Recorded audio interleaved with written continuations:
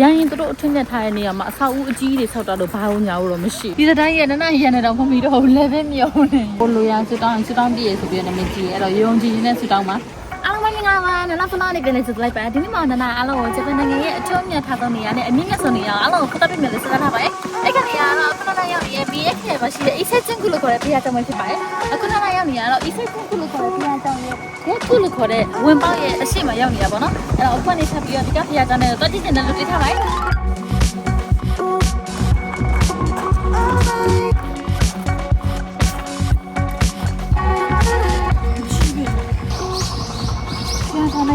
ဒီကဖျားကြောင်းလေဂျပန်နေကြတဲ့မှာအထွတ်အမြတ်ထားဆုံးနေရနဲ့အမြင့်မြတ်ဆုံးနေရဖြစ်တယ်။နနရင်တစ်ခါတော့ခိုင်မမရှိရခိုးရတောင်ကိုခေါက်ကောက်ပြရမလား။ခိုးရတောင်ကလည်းအမြင့်မြတ်တဲ့နေရာဆိုမှခိုးရတောင်ထက်ဒီကအီဆေဂျင်ကူကဂျပန်နေကြတဲ့မှာလုံးဝအမြင့်မြတ်ဆုံးနေရနဲ့ဘယ်လိုပြောလဲ။ဂျပန်ကသူတို့ရဲ့ဘဝမှာမသေးခင်ဒီကဖျားကြောင်းတစ်ခါတော့မသွားပြအောင်တောင်းနေဆိုတဲ့ဆန္ဒနဲ့တော်နမကြီးအနေနဲ့ဖြစ်တယ်။ဖျားကြောင်းမဝင်လက်စီရရဲ့အလေးချင်းရှိရတော့နနလည်းလက်လေးစိတ်ရောဖျားကြောင်း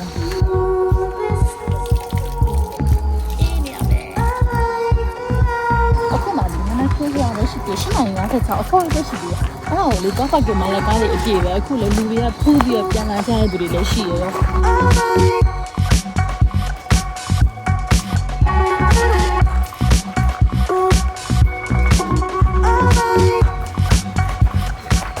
အလေးချင်းတစ်ခုရှိရတယ်အားဘာလို့ဆိုလို့ရှိရင်ဖះကဒီလိုမျိုးဝင်ပေါက်တယ်ဆိုမဝင်ခင်မှာဖះကိုအလေးပြုတ်ပြီးတော့မှဝင်နေဆိုတဲ့သဘောလို့တယ်ပြီးတော့လို့ရှိရင်ပြန်ထွက်ခံနေကြလို့ရှိရင်လည်းဖះကိုအလေးပြုတ်ပြီးတော့မှပြန်ထွက်တယ်ဆိုတဲ့ပုံစံမျိုးနဲ့အဲ့လိုမျိုးလုပ်ကြအမနနာလည်းခဏအဲ့လိုမျိုးလုပ်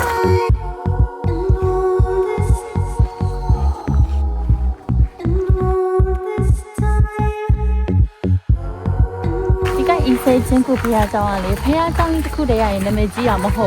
ဒီတောအုပ်ကြီးတစ်ခုလုံးကလည်းနာမည်ကြီးရဘာလို့လဲဆိုတော့တခြားမျိုးတွေရဲ့ဖျားကြောင်းတွေမှာဒီလိုမျိုးတောအုပ်ကြီးမရှိဘူးဒီကတောအုပ်ကြီးကလုံးဝတဘာဝဆန်ပြီးတော့ national park အဖြစ်နာမည်ကြီးရဲ့တောအုပ်ကြီးထဲမှာတစ်ခုပါတယ်ဟောဒီကတောအုပ်ကအခုဒီမှာကြည့်ပါဦးတစ်ပင်ကြီးတွေလုံးဝအကြီးတယ်တစ်ခါမှမမြင်ဘူးနော်ဂျပန်ရောက်ပြီးတော့နော်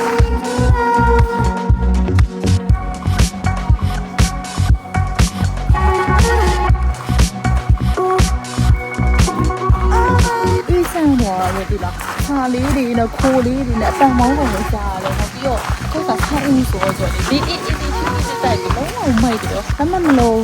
ဟိုရောဝဲလို့ရပြီပါဟိုအမွှေးတိုင်းလို့နောက်ပြီးတော့လည်းဂျပန်နဲ့ဒီလိုမျိုးဖျားကနေသွားဆိုတော့ညီမမိုးဒီညီမလေးတက်မှဆိုလက်ဖက်ပုံစံပေါ့နော်အဆောင်လေးတွေလည်းဒီမှာရောင်းတယ်တခြားဒီဖျားနဲ့ပတ်သက်တဲ့ဟာလေးတွေရောခဏခဏကနေစကတ်တုံနဲ့လာလိုက်တာဖျားဆိုတော့စကတ်တုံနဲ့မတက်တော့ဘူးတော့ဘာမှပြန်လဲပြီးပြန်ဝှချပြီးပြန်ဝင်မယ်နော်ဒီကနေ့လေဂျပန်နိုင်ငံရဲ့အထွတ်အမြတ်ထားတဲ့နေရာဆိုတော့လေအတူလေးနဲ့မလာကောင်းတယ်လို့နနအနေနဲ့ရှင်းတယ်ပေါ့နော်သာနနလည်းဒီတိုင်းလိုက်ပဲဒီဝတ်ဆောင်လေးနဲ့အတူလေးနဲ့လိုက်မစပြီးဝတ်လိုက်ပြီးတော့ဝင်လာပြီးတော့အော်သူများရဲ့အထွတ်အမြတ်ထားတဲ့နေရာလည်းဟုတ်တယ်နနဟိုမြန်မာမှာဆိုလို့ရှိရင်ဖျားတော့မှအတူနဲ့မတော်ဘူးမလားအဲ့ဒါလေးတွေးပြီးတော့မို့တာကောင်းတယ်ဆိုပြီးအခုကဘောင်းရှိပြန်လဲလိုက်တာဒီမှာတချို့နိုင်ငံသားတွေဆမ်းမှာတွေးလိုက်တဲ့ကောင်းမလေးအတူလေးတွေတော့ဆိုလို့ရှိရင်နိုင်ငံသားလားတော့တေချာမသိဘူးဆိုမှသူလည်းအတူလေးနဲ့လာတယ်လည်းရှိရဆိုပေမဲ့နနဟိုဗုဒ္ဓဘာသာရေးအနေနဲ့ကတော့အရှိလေးဝတ်တာကောင်းမယ်လို့အဲ့တော့ဒီလိုလာမယ်ဆိုလို့ရှိရင်ရကြလေးပဲဖြစ်ဖြစ်နေနေပဲဖြစ်ဖြစ်အတူပြက်တွေဆန်းကြဖို့နနအနေနဲ့ချက်ပြလိုက်ပါတယ်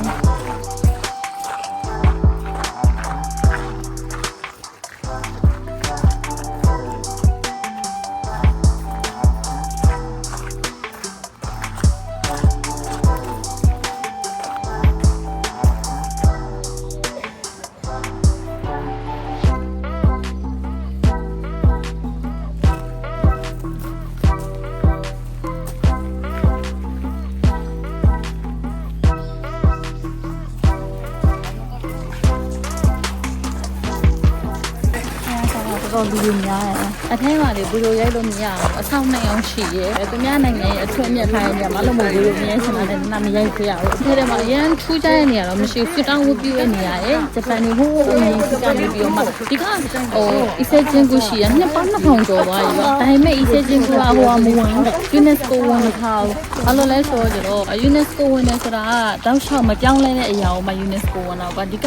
အီဆေဂျင်ကူကကျတော့နှစ်ပေါင်း2000ရှိပြီဆိုပေမဲ့သူက20မှာတစ်ချိန်ပြုပြင်မိုးမှန်တာရှိရပေါ့နော်အဲ့ဒါကြောင့်မလို့သူက UNESCO မဝင်တာတဲ့ဒါပေမဲ့ဒီကဖေးကြောင်တော်တော်အထွတ်မြတ်ခါပြီးဂျပန်နေတော်တော်လေးကိုလာကြအခုအနေထောင်ကြည့်မယ်ဆိုရင်တော်တော်လာကြအတိမနဲ့သူကသွားလိုက်လာလိုက်သွားလိုက်လာလိုက်ဒီနေ့ကတောက်ကြရောဂျားရက်ကြီးတောင်မှဒီလောက်လူများစနေတနုံးနေဆိုပုံများမှတေးကြဒီမှာတစ်ပစ်နေရလဲတကိုးကြီးရဆိုပြီးတော့နာမည်ကြီးရ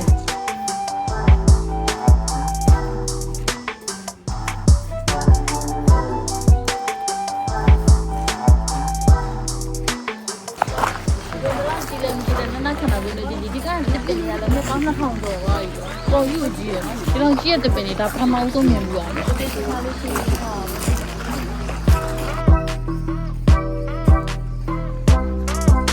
ဂျပန်နေရဲ့လေအထွတ်မြတ်ထားတဲ့နေရာမြန်မာတွေလည်းမတူမြန်မာတွေအထွတ်မြတ်ထားတဲ့နေရာဆိုလို့ရှိရင်ဖျားဆောင်ဆောက်တာတို့ဂျပန်ရဲ့အဲ့လိုမျိုးသူတို့ရဲ့အထွတ်မြတ်ထားတဲ့နေရာဒီမို့လေခွဲတော့နောက်ပြီးပြောလို့ရှိရင်အဲ့လိုမျိုးလေးတွေပဲရှိရအရင်သူတို့အထွတ်မြတ်ထားတဲ့နေရာမှာအဆောက်အဦအကြီးတွေဆောက်တာတော့ဘာလို့ညာလို့မရှိအခုကြည့်ပါတော့ဆန္ဒနာနာကိုသွားတဲ့နေရာလေလုံးဝအထွတ်မြတ်ထားတဲ့နေရာပဲဒါပေမဲ့ကြီးကြီးမားမားအဆောက်အဦဆိုလို့ဘာမှမရှိဘူးဒီကားလိုက်ပဲအိုးသူတို့ကအရင်ခေတ်ကအရာတွေကိုဒီကားလိုက်လေးပဲထိမ့်သိမ့်ထားအော်မန်ဆိုလို့ရှိရင်ခုနကတော့ gate group ဘက်ကိုဆရာကူထွက်လာတယ်ထွက်လာပြီဆိုလို့ရှိရင်9 group ဘက်ကိုဒီကနေတောင်းလို့လည်းရရတယ်ဒါပေမဲ့တော်တော်များများ gate group ပြီးရင်ဒီကနေဆုံးမကကားနဲ့လာရသူကကပတ်ကင်းပြီးပြန်ထွက်ပြီးတော့မှသူကားနဲ့9 group ရဲ့ဝင်ပေါက်ကနေပြီးတော့မှအဲ့လိုမျိုးဝင်ကြရတယ်ရှိရဒီဘက်ကနေပြီးဖြက်လန်းနဲ့သွားကြရပြီမရှိဘူးဒီကနေ9 group တိတောင်းမယ်ဆို6 ကီလိုမီတာဝေးရပေါ့နော်လမ်းလျှောက်တော့နည်းနည်းလေးဝေးရအဲ့ဒါမှမလို့ပဲမသွားကြရလားနောက်တစ်ခုရှိရဂျပန်ညလို့မဟုတ်ဖျားကြတဲ့ဝင်ပေါက်မှာ၄ပြူရလေးရှိရဲဆိုတော့သူတို့ကတကယ်ဝင်ပေါက်တိသွားပြီးတော့၄ပြူကျွန်တော်အဲ့လိုမျိုးပဲမသွားကြရလားတော့မသိနည်းနည်းလေးသူသွားတယ်လို့ပဲသွားမယ်အခုကနေပြီးတော့တခြားအကပတ်ငင်ရည်သွားပြီးတော့အဲ့9 group ဝင်ပေါက်ကနေပြီးတော့မှဖျားပြန်ခုမယ်နော်ဖျားကြောင်ဖူးလိုက်ဆိုလို့ရှိရင်သူတို့ကအခုဒီကဖျားကြောင်ကနေပြီးတော့မှအဆောင်လေးတွေဝယ်လေးရှိအဲ့ဟာလေးတစ်ချက်သားကြည့်အောင်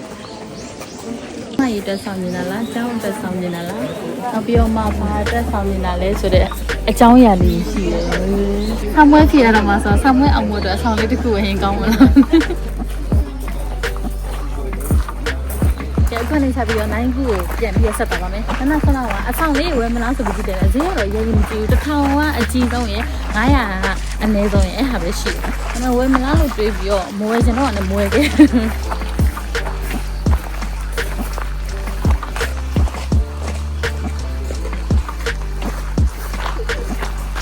ကျက်ဖြူလေးရှင်းတယ်အမမြင်ဘူးကြတာပထမဆုံးမြင်ဘူးอ่ะအခုတော့အဖြူအောင်လေးချစ်ပြရမယ်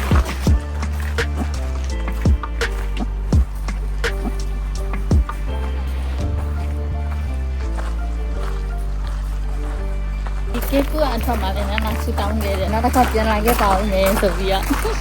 အခုဖျားဆောင်ထပ်ပြီးတော့ဒီကပသားလေးပေါ်ရောက်နေတယ်ဒီတန်ရဲ့ဖျားဆောင်နေ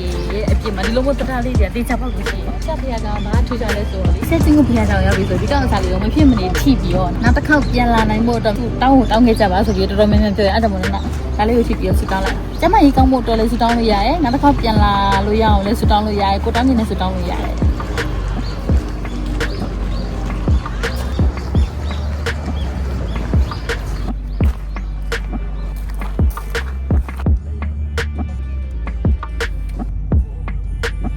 နေစားပြီးတော့9ခုဘက်ကိုစသွားနေပါပြီ9ခုဘက်ကိုသွားမယ်ဆိုလို့ရှိရင်ကားနဲ့10မိနစ်လောက်တော့ကြာရဲပေါ့နော်အဲ့တော့ဆက်ပြီးတော့သွားလိုက်ပါဦးမယ်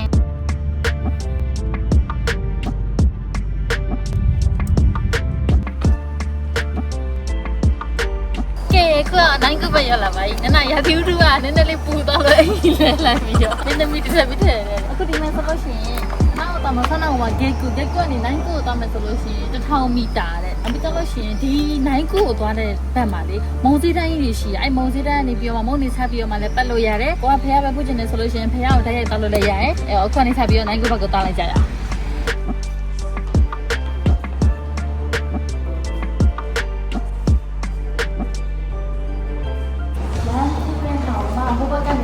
ရတယ်ဒါပေမဲ့ဒီကနေပြန်မယ်ဆိုလို့ရှိရင်တော့သူတို့ဒီကအီဆဲရဟိုအရှင်ဖြစ်တော့ဘယ်လိုပုံစံလေးလဲဆိုတာကိုဒီလိုမျိုးပကြီးကားလေးနဲ့ပြန်ထားတော့မြင်ရမှာဖြစ်ပါတယ်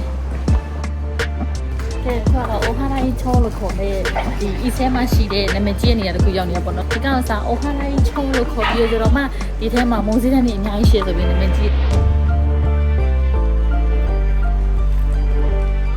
နာ9ခုလောက်ခေါ်တဲ့ဖျားကျိုင်းဝန်ပေါက်ကိုရောက်လာပြီပေါ့နော်ဒီ9ခုလောက်ခေါ်တဲ့ဖျားကျိုင်းဝန်ပေါက်ကိုရောက်ဖို့ဆိုလို့ရှိရင်ဒီကအိုဟာရာကြီးချိုးလို့ခေါ်တဲ့မိုးစည်းတန်းကြီးကိုဖြတ်လာဖို့လိုရပေါ့နော်အခုနကတော့အိုဟာရာကြီးချိုးလို့ခေါ်တဲ့မိုးစည်းတန်းကြီးမှာမုန်ဒီပတ်ဆိုင်ဘလော်လေးရိုက်လာပြီပေါ့နော်အဲ့ကဘလော်လေးကတော့မုံဆိုင်ဘလော်လေးမှာတက်ကြည့်ပေးကြပါအခုက9ခုလောက်ခေါ်တဲ့ဖျားကျိုင်းဘက်ကိုပတ်ပြီးတော့ဖျားတောက်ဖို့ပါမယ်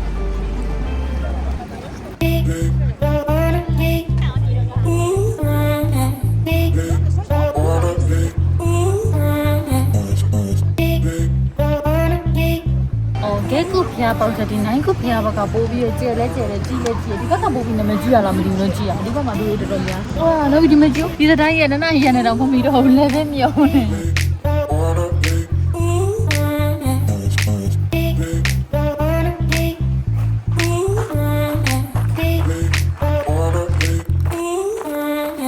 ချိန်ချင်းကိုပြတာတောင်းတော့ဒီတစ်ခုတောင်းလာ လဲဆိုတော့နာမည်ကြီးကဖျားကြောင်ဖြစ်တယ်ဆိုတော့ဝင်ကြီးပေးစရာမလိုဘူးရောဒီကနေ့3ဝင်လို့ရတယ်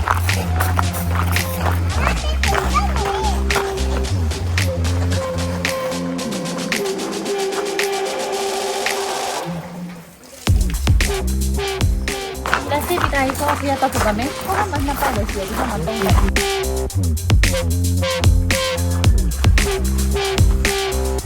ဒီလက်တွေတော့စီတော့အဲ့ဒါတော့စီတယ်နော်ဘာမှမလက်စီနိုင်မလားခြေတော့ကညာစီလို့အစီမျိုးခြေတော့ကညာစီပြန်အဲ့ဒါတော့လို့ရဆက်တယ်ကြည့်ပါမယ်တော်မင်းကလက်လာစီကြရရောဘ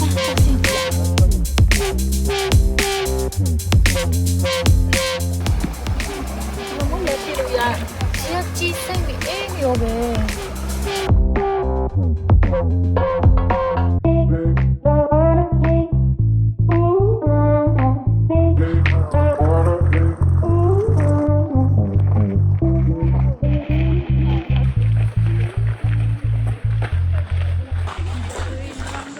ဒီမှာလည်းဟိုဘက်နဲ့ဒီလိုပဲအဖောင်းတစ်စီးရောင်းတဲ့နေရာရရှိရဲ့တခြားဟာကြီးလည်းရောင်းတယ်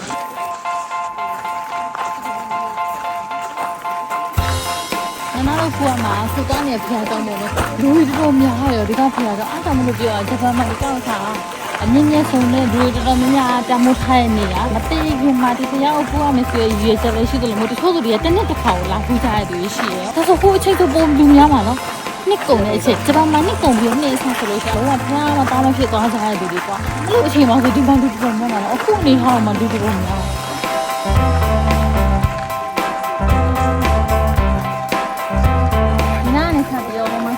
ကင်မရာယူလို့မရတော့ရိုက်လို့မရတော့အဲ့ဒါမှလည်းစိတ်ကြလိုက်နိုင်နေနဲ့အထက်ထဲမှာကင်မရာယူမသွားဘူးပေါ့နော်နမပဲသွားမယ်နောက်ပြီးတော့နနရဲ့မို့တခြားသူတွေလည်းအမှတ်တရတပ်ပုံရိုက်တဲ့ဒီနားမှာပဲအကုန်လုံးစီရိုက်နေကြပြီးတော့ကျွန်တော်မှအေးအေးဖုန်းသိမ်းပြီးတော့အထက်ထဲမှာဖျားတော့ဖို့ပုံစံနဲ့သွားရင်နနလည်းအပုံစံနဲ့သွားချင်မှာဖျားတော့ဖြစ်လာမယ်နော်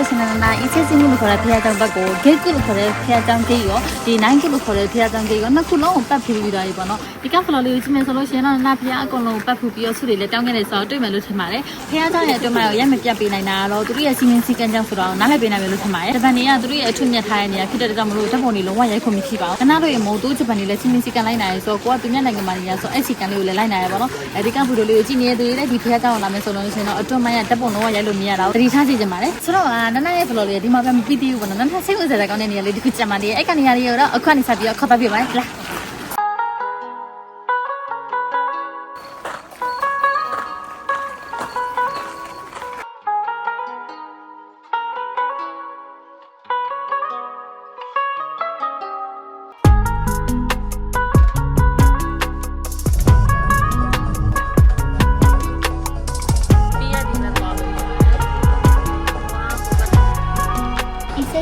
ဖျားကြောင်နေပြီးတော့ဒီကဖူတန်ကြီးပြင်တဲ့ဘက်ကိုလာမယ်ဆိုလို့ရှိရင်ကားနဲ့15မိနစ်လောက်ရှိရပေါ့နော်။နောက်ကားနဲ့ဒီဘက်ကိုလာခဲ့ရပေါ့နော်။အခုဒီရောက်ပြီဆိုတော့အခုနဲ့ချက်ပြီးတော့အဲဒီကြောင်မတော်မှနေရှိသွားပါမယ်။နောက်ဆေးဝယ်တဲ့ကောင်းတဲ့နေရာနောက်ထပ်ကြံပြည့်ရဆိုတဲ့နေရာဟာအခုသားမဲ့ကြောင်မတော်မှနေရာပဲဖြစ်ပါတယ်။နောက်ပြီးကျွန်တော်မကဘလို့ကြောင်ဒီနေရာကိုလာရဲဆိုတဲ့အသေးစိတ်ကိုပြပြပေးမယ်။အခုကတော့သွားရအောင်လား။နန်းကလည်းတိုင်းနေလာလို့ဒီရောက်မှာမိုးစင်းကနေအများကြီးရှိတယ်အဲအောက်ကနေပြီးတော့သွားမယ်ဆိုလို့ရှိရင်ကြောက်မှန်မှနေရရှိရောက်တယ်ဒီကနေသွားအောင်ပါနန်းဒီနေ့လေအဝတ်စားလိုက်ရတာတစ်ချိန်3ချိန်ရှိသွားတယ်ရောပူတာရဲ့ချင်းမောင်းမီနေရလမ်းလျှောက်လာအဆင်မပြေလို့အဲဒီကလည်းပေါ့ပေါ့ပါတီလင်းလိုက်တယ်ဒီဘက်ထိုးစမ်းနေတော့အပေါ်ကနေပြီးတော့ကားပါကင်ကနေပြီးတက်လာပြီးအောက်စမ်းအောက်ကနေပြီးတော့ဒီဘက်ရောက်လာလို့ဒီကပင်လယ်ပကြီးရောက်သွားရောဟိုနားလေးနဲ့တွေ့ရတယ်လားဟိုမှာကြောက်မှန်တယ်ကျွန်တော်တို့ဆိုလို့ရှိရင်ဒီကောင်ကမဲအိုးတိုအီဝကြောက်မောင်နန်းဆိုတဲ့အတိတ်ပဲနဲ့သူကပြောပြီးခါတာပင်လယ်ကြီးရောက်ဟိုဘက်မှာရှိရအနောက်ဖလို့လေးကိုအများကြီးကြည့်နေတဲ့သူတွေဆိုလို့ရှိရင်အနောက်ဖကုတ်ကမှပေါင်းဟိုကလေဖူတမီကဟိုဒါလို့ခေါ်နေရအဲ့ကနေရနဲ့ဒီနေရာနဲ့နေရာလေးကခက်စစ်စစ်ပဲဒါမဲ့မတူဟိုဘက်ကတမီးစားရသွားတာများဒီဘက်ကကျတော့ကြောက်မောင်နန်းဖြစ်တဲ့အတွက်ကြောင့်မလို့လက်ထပ်ပေးစားလူတွေလည်းလာတယ်တမီးစားလူတွေလည်းလာတယ်အခြေအေးအတွက်ကငေါအောင်လို့ဆူတောင်းတဲ့သူတွေလည်းရှိတယ်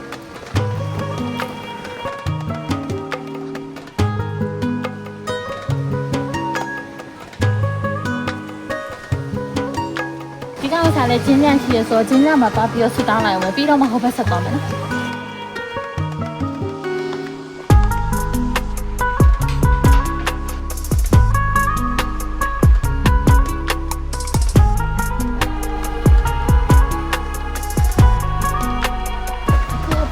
တိုင်းဆိုတော့နောက်ကြောက်မုံနဲ့စီသွားရအောင်လားဒီကပြရမှာလည်းအဆောင်လေးတွေရောင်းတဲ့ဟာရှိရနောက်ပြီးတော့ဘေးတင်နေနေတဲ့ဟာတွေလည်းရှိအများကြီးရှိတယ်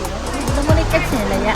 ်ဒါကတော့ဒီကနေ့ဖျားချောင်းနိုင်တော်တော်များများဖျားတော့မှဒီလိုဟာလေးတွေထားပေးထားရရောဝါပလိမ့်ပဲရောက်တော့ကောင်းနေရောမယ်အခုနောက်လာဒီကကြောက်မုံနဲ့ဆိုတော့တကယ်လာပုံလာနေရှိအားဘာလဲဆိုလို့ရှိရင်တော့ဤဆဲချင်းကူဖျားကြောင်းမသွားခင်မှာတော်တော်များများကဒီကကြောက်မုံနဲ့လာပြီးတော့ခြေလက်တွေကိုတွေဘာတွေတန်းဆင်ပြီးတော့မှဟိုဘဖျားကြောင်းကိုသွားကြအဲ့ဒါဂျပန်ရဲ့တတိနာသူတို့ရဲ့ဒလေးကိုတည်ရစမယ်ခုနောက်ပိုင်းကျတော့တော်တော်များများဒီလိုမျိုးအခုတက်ကဒီဘက်ကိုမလာကြတော့ဘယ်လိုပြောမလဲလမ်းမဖြောင်းမှာဆိုလို့လေတော်တော်များများအဆက်ချင်းကူကိုဟိုအပြင်ဘက်ဖျားကိုပတ်တယ်ပြီးတော့လို့ရှိရင်အတွင်းဘက်ကိုပတ်တယ်ပြီးတော့လို့ရှိရင်မုံစီတန်းပတ်တယ်ပတ်ပြီးတော့မှနောက်ဆုံးအနေနဲ့ဒီကနေကပင်လယ်ဖြူလေးကိုကြည့်ပြီးတော့ကျွန်တော်မအိမ်ပြန်တဲ့ပုံစံမျိုးလေးနဲ့လောက်တာမလို့ဒီနေ့နားလေအဲ့ပုံစံမျိုးလေးနဲ့ပဲဘူးလိုလိုက်တယ်ပေါ့နော်တကယ်သူတို့ရဲ့သွားပုံသွားနေနဲ့လှုပ်ထုံးလို့နေရတော့ဒီကဖျားအကြောင်းကိုပေါ်စောလာပြီးတော့မှဟိုပင်လယ်ရှိရဲဆိုတော့ရေချိုးပြီးကိုလက်တန်းစင်နေပြီးတော့ကျွန်တော်မအဆက်ချင်းကူဖျားအကြောင်းဘက်ကိုသွားပြီးတော့ပတ်ပြီးပေါ့နော်လိုက်ထွိုင်းကြည့်ကြလဲထွိုင်းကြည့်လို့ရပါတယ်နားကတော့အကြောင်းမြန်လေးလှုပ်လိုက်တယ်ပေါ့နော်ဒီနေ့ပြောဆိုလို့ရှိရင်လည်းအဆက်ချင်းကူဖျားအကြောင်းဘက်မှာတွေ့တယ်လို့ဒီဟာလေးရေးထားပေးရပေါ့နော်အဲ့တော့ဒီဟာလေးတွေမှာလည်းစတောင်းလို့ရပါတယ်ကျောင်းမောင်နှမအခုဒီတော့မတွေ့ရတယ်မင်းကဟိုရှိရကျောင်းမောင်နှမကြီးလို့ထင်တာပဲမဟုတ်ဘူးဒီဘက်မှာဒီလေနော်ဟိုရှိနာဟိုကန်ကြောက်ကြည့်တွေ့ရတယ်အဲ့ဒါကိုကျောင်းမောင်နဲ့ထင်တယ်မတူးရောသူကရိုးရိုးတောင်းနဲ့ကျောင်းမောင်နဲ့မတူဘာမတူရလဲဆိုရိုးရိုးတောင်းမှာအပေါ်မှာလေကျိုးနဲ့ချီမထားဘူးဒီကကျောင်းမောင်နဲ့မှာတော့ဟိုဘက်ကျောင်းနဲ့ဒီဘက်ကျောင်းနဲ့ကိုကျိုးနဲ့ချီနှောင်ထားပါတော့ပြောရမယ်ဆိုလက်ထက်ထားတဲ့ပိုးဆွဲပုံစံမျိုးနဲ့ချီနှောင်တာအဲ့ဒါကြောင့်မလို့ဒီကကျောင်းနှစ်ကိုကျောင်းမောင်နဲ့လို့ခေါ်တာအဲ့ဒါကြောင့်မို့ဒီလိုလာမယ်ဆိုလို့ရှိရင်တမီးသားရီတို့လက်ထက်ထားတဲ့သူတွေတို့ဟန်နီမွန်းဖြစ်နေလာကြတယ်ပြီးတော့လို့ရှိရင်ဆူလဲဆူတောင်းကြနမလာရောက်ပြီဆိုတော့ကျွန်တော်ဟိုဘက်ဆက်သွားကြည့်တော့ဟိုဘက်မှာလည်းဖျားချောင်းရှိသေးတယ်တူရလားဒီတက်လို့ရှိရင်ဗီဒီယိုရောက်တာနဲ့တူရဒီမှာယူပြီးပြီးဆိုနေတယ်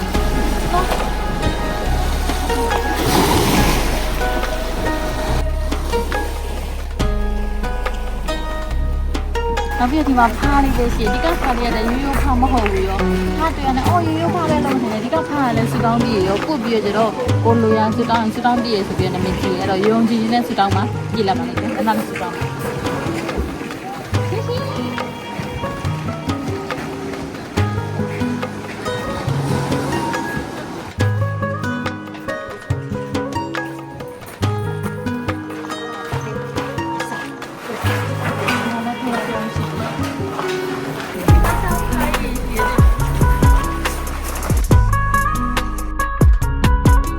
ီဆက်လာမယ်ဆိုလို့ရှိရင်လေဤဆက်ချင်းကိုဖျားကြတယ်ဒီကကြောက်မောင်နိုင်ရဲ့တစ်ဆက်သေးဆိုတော့ဒီနှစ်ခုမကောင်းမဖြစ်သွားကြည့်ကြပေါ်နေနာနေနဲ့အကြံပေးလိုက်ပါတယ်တခုလောက်သွားမယ်ဆိုလို့ရှိရင်တတိတိပဲမရှိအတမို့ဖျားကြောက်မကိုသွားမယ်ဆိုလို့ရှိရင်ဒီကကြောက်မောင်နိုင်ကိုလည်းလာပြီးတော့လာကြဖို့အကြံပေးလိုက်ပါတယ်ဒီနေ့ကလေမနက်ခင်းကနေပူပြီးတော့ရမ်းနေတာပြီးတော့အခုနည်းနည်းဆောင်းတော့ဒီနည်းလေးဒါဒီတော့နည်းနည်းမှိုင်းတော့ပြင်နေလာမဆိုတော့တော့လည်းတိတ်ကြီးမလာဘူးဒီဘက်မှာတိုင်ရှိတယ်ဒီဘက်မှာခေးဆောင်းလာနေတူရည်လားအဲ့တော့ဟိုဘက်ကလည်းဝင်လို့ရတယ်ဒီဘက်ကလည်းဝင်လို့ရတယ်နောက်ဟိုဘက်ကကပတ်ကင်မှာထိုးပြီးတော့ဟိုဘက်ကနေလာတာဒီဘက်ကနေကပတ်ကင်ကနေထိုးရဆိုဒီဘက်ကနေပြီးတော့လည်းလာလို့ရတယ်ခုနကဟိုဘက်ကနေလာတော့ဟိုဘက်ကိုပြန်သွားမယ်ဒီဘက်ဆက်မသွားတော့ရေမကြည့်လို့ရှိရင်လေဟိုနားလေးတော့ဒီသွားကြည့်လို့ရရရောအခုစားဒီရေကြီးရလားဆိုတော့ရေကဒီဘက်ဒီလားဆိုတော့ကြည့်လို့မရရေတော်တက်တယ်ပုံမှန်ဆိုလို့ရှိရင်ဟိုကောင်စားရေကြီးတွေမြင်ရပြီးတော့ကြောက်မောင်နှမနေရာကြီးလေလမ်းဆောက်ပြီးသွားလို့ရတဲ့အချိန်ကြီးရှိရရော9လပိုင်းလောက်ဆိုတော့မသိဘူးကျုပ်မှကြည့်တယ်9လပိုင်းလောက်ဆိုရင်လမ်းဆောက်ပြီးသွားလို့ရအခုစားရေကြီးအစ်မပြေရေကြီးရေတက်ကဲအဲ့တော့ဒီနေ့ကဒီလောက်နဲ့ပဲရှင်းလိုက်ပါလေ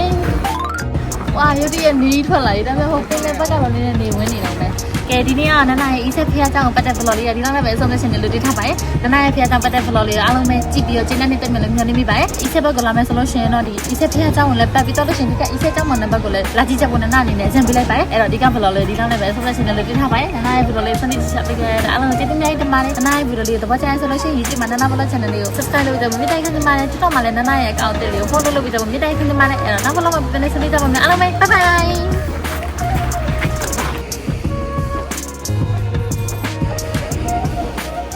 ใช่ไหมครับผม